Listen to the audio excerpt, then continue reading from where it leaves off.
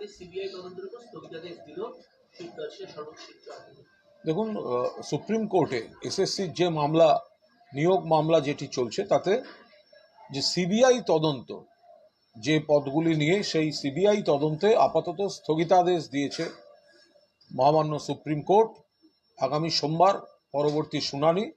এ বিষয়ে আমরা দলের তরফ থেকে কোনো কথা বলছি না, কারণ সংশ্লিষ্ট যে বিভাগ বা দফতর বা সংস্থাগুলি রয়েছে, তাদের আইনজীবীরা রয়েছেন, তারা তাদের বক্তব্য মহামান্য সুপ্রিম কোর্টের কাছে রেখেছেন এবং সংবাদ মাধ্যমের সামনেও যেটুকু দরকার তারা তাদের বক্তব্য জানাবেন।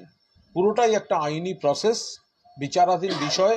সবেমাত্র একটি শুনানি হয়েছে, কিন্তু সিবিআই তদন্তের যে বিষয়টি ছিল তাতে আপাতত স্থগিতাদেশ দিয়ে দিয়েছেন সুপ্রিম কোর্ট। পরবর্তী শুনানি হবে, ফলে তার আগে